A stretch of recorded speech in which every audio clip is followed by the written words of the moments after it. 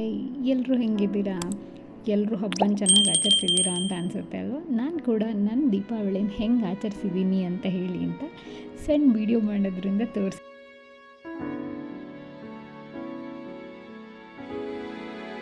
ನಂಗೆ ತುಂಬ ಸಪೋರ್ಟ್ ಮಾಡ್ತಿದ್ದೀರಾ ಯೂಟ್ಯೂಬ್ ಚಾನಲ್ಗೆ. ನನ್ನದು ವ್ಯೂವರ್ಸ್ ಇರ್ಬೋದು, ಸಬ್ಸ್ಕ್ರೈಬ್ ಮಾಡಿರೋರು ಇರ್ಬೋದು, ಎಲ್ಲರೂ ಕೂಡ.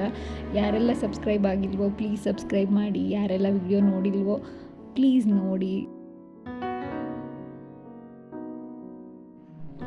ಮೊದಲಿಗೆ ಎಲ್ಲರಿಗೂ ದೀಪಾವಳಿ ಹಬ್ಬದ ಹಾರ್ದಿಕ ಶುಭಾಶಯಗಳು. ಸೊ ದೀಪಾವಳಿ ಅಂತ ಹೇಳಿದ್ರೆ ದೀಪಗಳ ಹಬ್ಬ, ಎಲ್ಲರ ಮನೆಗೂ ಬೆಳಕು ಬರಬೇಕು ಅಂತ ಹೇಳಿ ಅಂತ ಅಂದ್ಕೊಳ್ತೀವಿ. ಸೊ ನನ್ನ ಕಡೆಯಿಂದನೂ ನಾನು ಎಲ್ಲರಿಗೂ ವಿಶ್ ಮಾಡ್ತೀನಿ. ನಿಮ್ಮದು ಏನೇನು ವಿಶ್ಗಳಿದೆಯೋ ಎಲ್ಲ ವಿಶ್ ಈಡೇರಲಿ. ಸೊ ಮನೆ ತುಂಬ ಬೆಳಕಾಗಲಿ, ಮನಸ್ಸು ನಿಮ್ಮ ಆಸೆ ಈಡೇರೋದ್ರ ಜೊತೆಗೆ ಮನಸ್ಸು ಕೂಡ ಬೆಳಗಲಿ ಅಂತ ಹೇಳಿ ಅಂತ. Once again happy Deepavali. So ನಾನು ರಂಗೋಲಿ ಹಾಕಿ ನಾನು ರಂಗೋಲಿ ಹಾಕಿದ್ದೀನಿ ಅಂತ ಹೇಳಿ ಅಂತ ತೋರಿಸ್ಕೊಳ್ಳೋದಕ್ಕೆ ಒಂದು ವೀಡಿಯೋ ಮಾಡಿದ್ದೀನಿ. ಸೊ ನನ್ನ ರಂಗೋಲಿ ತುಂಬ ಚೆನ್ನಾಗಿ ಬಂದಿದೆ ಅಂತ ನನಗೆ ಅನಿಸ್ತಿದೆ. ಸೊ ನಿಮಗೆ ಹೆಂಗೆ ಅನಿಸ್ತಿದೆ? ಇದು ನನ್ನ ಭಾವನ ಮಗ. ಸೊ ಇವನೇನು ಮಾಡ್ತಿದ್ದಾನೆ ಅಂತ ಹೇಳಿದ್ರೆ, ಗಾಡಿ ಪೂಜೆನ ನಾವು ದೀಪಾವಳಿ ದಿನ ಮಾಡ್ತೀವಿ. ಸೊ ಅದಕ್ಕೆ ಅವನೇ ಕ್ಲೀನ್ ಮಾಡ್ತಿದ್ದಾನೆ ಅವನ ಗಾಡಿನ. ಸೊ ಇವನ ಅಪ್ಪ ಚಿಕ್ಕಪ್ಪ ಎಲ್ಲ ಯಾರು ನೀಟಾಗಿ ಗಾಡಿ ಕ್ಲೀನ್ ಮಾಡ್ತಿರೋ ಇಲ್ವೋ, ಇವನು ಮಾತ್ರ ತುಂಬ ಕರೆಕ್ಟಾಗಿ ಕ್ಲೀನ್ ಮಾಡ್ದ. ಸೊ ಇದೆಲ್ಲ ಆದಮೇಲೆ ಇವರು ನವೆಂಬರ್ ಅಂತ ಹೇಳಿ ಒಂದು ಶರ್ಟ್ ಮಾಡ್ಕೊಂಬಂದಿದ್ರು. ಅವ್ರದ್ದೆಲ್ಲ ಫೋಟೋಸ್ ತೆಗೆದ್ವಿ, ನಂದು ಒಂದು ಫೋಟೋಸ್ ತೆಗೆದ್ವಿ. ಅದಾದ್ರ ಮೇಲೆ ನಾವು ವೆಹಿಕಲ್ ಪೂಜೆನ ಸ್ಟಾರ್ಟ್ ಮಾಡಿದ್ವಿ. ಎಲ್ಲ 3 ಕಾರು, 1 ಬೈಕು, ಎಲ್ಲ ಕಡೆ ಪೂಜೆ ಮಾಡಿ ಇರೋಷ್ಟರೊಳಗೆ ನನ್ನ ಭಾವನ ಮಗನ ಬೈಕ್ ತೊಗೊಬಾರು ಪೂಜೆ ಮಾಡೋಣ, ಅವ್ನ ಗಾಡಿ ತೊಗೊಬೋ ಪೂಜೆ ಮಾಡೋಣ ಅಂದರೆ, ಇಲ್ಲ ನನ್ನ ಗಾಡಿಗೆ ಪೂಜೆ ಬೇಡ. ಸೊ ಎಂಜಾಯ್ ಮಾಡ್ಕೊಳ್ತಾ ಪೂಜೆ ಮಾಡಿದ್ವಿ.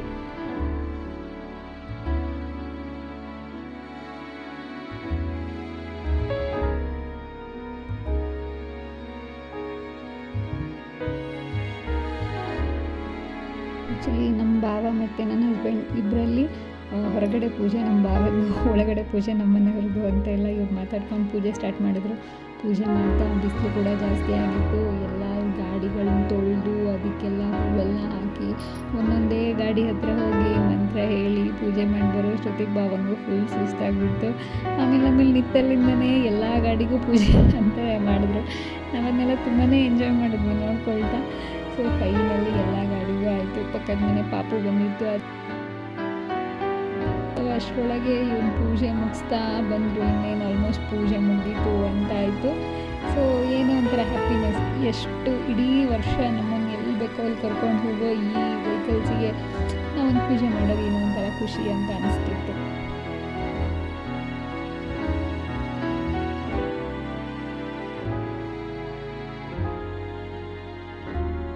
ಸೊ ದೀಪಾವಳಿ ಅಂತ ಹೇಳಿದ್ರೆ ನಮಗೆ ಗೊತ್ತಿದೆ 4 ರಿಂದ 5 ದಿನ ನಾವು ಹಬ್ಬ ಮಾಡ್ತೀವಿ. ನಾನು ಎಲ್ಲ ಹಬ್ಬದ್ದು ಎಲ್ಲ ದಿನದ್ದು ಡೀಟೇಲಾಗಿ ವೀಡಿಯೋ ಮಾಡೋಕ್ಕಾಗಿಲ್ಲ. ಸೊ ನಾವು ಒಂದಿನ ಗಾಡಿ ಪೂಜೆ ಮಾಡಿದ್ವಿ. ಅದರ ನೆಕ್ಸ್ಟ್ ಡೇ ಅಂಗಡಿ ಪೂಜೆ ಸ್ಟಾರ್ಟ್ ಮಾಡಿದ್ವಿ. ನಮ್ಮದೊಂದು ಅಂಗಡಿ ಇದೆ ಚಿಕ್ಕದು ಊರಲ್ಲಿ. ಸೊ ಅಂಗಡಿ ಪೂಜೆ ಮಾಡುವಾಗ ಕತ್ಲಾಗಿತ್ತು. ಸೊ ದೀಪ ಇನ್ನೂ ಚೆನ್ನಾಗಿ ಕಾಣುತ್ತೆ ಕತ್ಲಲ್ಲಿ ಅಂತ ಹೇಳಿ ಅಂತ. ಸೊ ಹೊಸ ಕ್ಯಾಂಡಲ್ಸ್ ತಂದಿದ್ರು, ಅದನ್ನೆಲ್ಲ ಹಚ್ಚೋದು, ಅದ್ರದ್ದು ಫೋಟೋಸ್ ತೆಗೆಯೋದು, ಅಂಗಡಿ ಪೂಜೆಗೆ ರೆಡಿ ಮಾಡೋದು. ಸೊ ಚಿಕ್ಕದಾಗಿ ಒಂದು ಸೀರೆ ಉಡ್ಸಿದ್ದು ದೇವ್ರನ್ನ ರೆಡಿ ಮಾಡಿದ್ವಿ. ಅದು ಕೂಡ ಚೆನ್ನಾಗಿ ಕಾಣ್ತಿತ್ತು ಅಂತ ನನಗನ್ನಿಸ್ತಿದೆ. ನೀವು ಹೇಳಿ ನಿಮ್ಗೆ ಹೆಂಗೆ ಕಾಣ್ತಿದೆ ಅಂತ ಹೇಳಿ ಅಂತ. ಸೊ ಅಂಗಡಿ ಪೂಜೆ ಸ್ಟಾರ್ಟ್ ಮಾಡಿದ್ವಿ ಸಂಜೆ. ಅಂಗಡಿ ಪೂಜೆ ಆಗ್ತಾ ಇದೆ.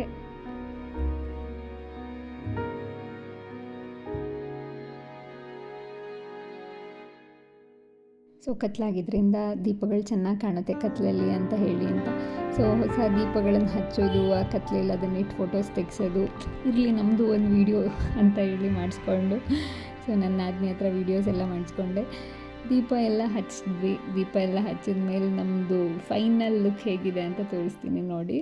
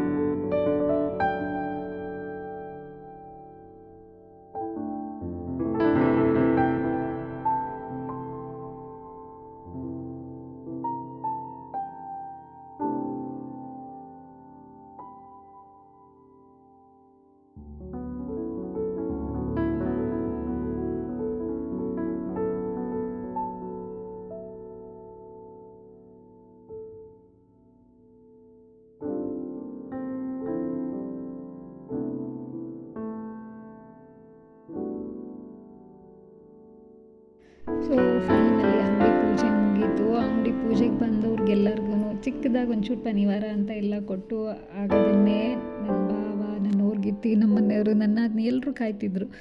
ಯಾಕೆ ಅಂದರೆ ಇವ್ರು ಪಟಾಕಿ ಹೊಡಿಬೇಕಂತ ಹೇಳಿ ಅಂತ. ನನಗೆ ಪಟಾಕಿ ಅಂದರೆ ತುಂಬ ಭಯ.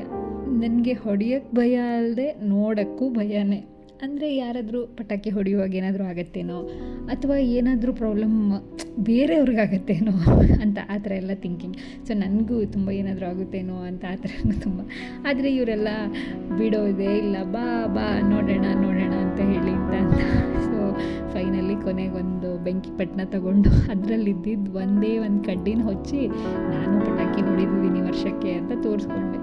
ಸೊ ನಮ್ಮ ಭಾವನ ಮಗ ತುಂಬಾ ಒಳ್ಳೆಯವನು, ನನ್ನ ಥರದವನೇ. ಅವನಿಗೂ ಕೂಡ ಪಟಾಕಿ ಅಂದರೆ ತುಂಬ ಹೆದರಿಕೆ.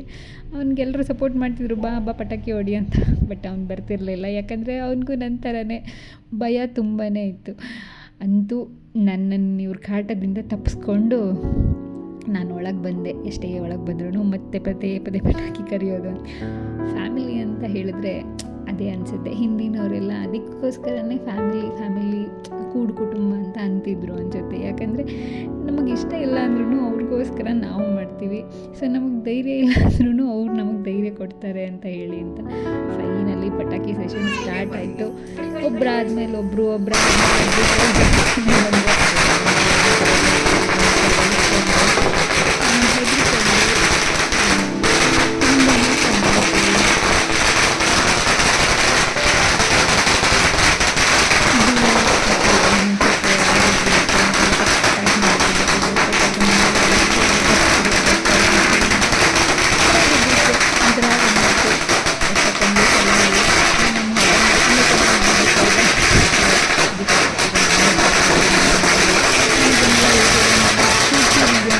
ಕರೆಕ್ಟಾಗಿ ವಿಡಿಯೋ ಮಾಡೋಕ್ಕಾಗಿಲ್ಲ. ಆದರೆ ನಮ್ಮ ಮನೆಯವ್ರಿಗೆ ಮಾತ್ರ ಏನೂ ಹೆದರಿಕೆ ಇಲ್ಲ, ಎಲ್ಲೋದ್ರೂ ಅಲ್ಲಿ ಪಟಾಕಿ ಹೊಡೆಯೋದು, ಏನು ಮಾಡ್ಕೊಳ್ದೆ ಹೋದರೆ ಸಾಕು ಅಂತ ನಾವು ದೇವ್ರ ಹತ್ರ ಬೇಡ್ಕೊಳ್ತಾ ಇದ್ವಿ.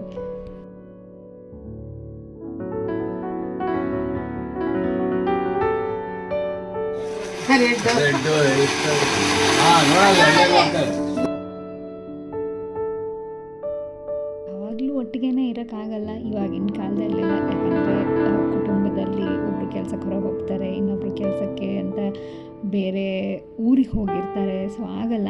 ಆದರೆ ಇಂಥ ಹಬ್ಬ ಅಂತ ಬಂದಾಗ ಎಲ್ಲರ ಜೊತೆ, ಅಂದರೆ ಹಿರಿಯರ ಜೊತೆ ಇದ್ದು ಅವ್ರ ಆಶೀರ್ವಾದ ತಗೊಳ್ಳೋದು, ಪುಟ್ಟ ಮಕ್ಕಳ ಜೊತೆ ಇದ್ದು ಅವ್ರ ತುಂಟತನ ನೋಡೋದು, ನಮ್ಮ ವಯಸ್ಸಿನವ್ರ ಜೊತೆಗೆ ಇದ್ದು ಟೈಮ್ ಸ್ಪೆಂಡ್ ಮಾಡೋದು, ಎಲ್ಲದು ಈ ಹಬ್ಬದಲ್ಲಿ ಸಿಗೋ ಎಕ್ಸ್ಟ್ರಾ ಮಜಾ ಅಂತಲೇ ಅನ್ಬೋದು.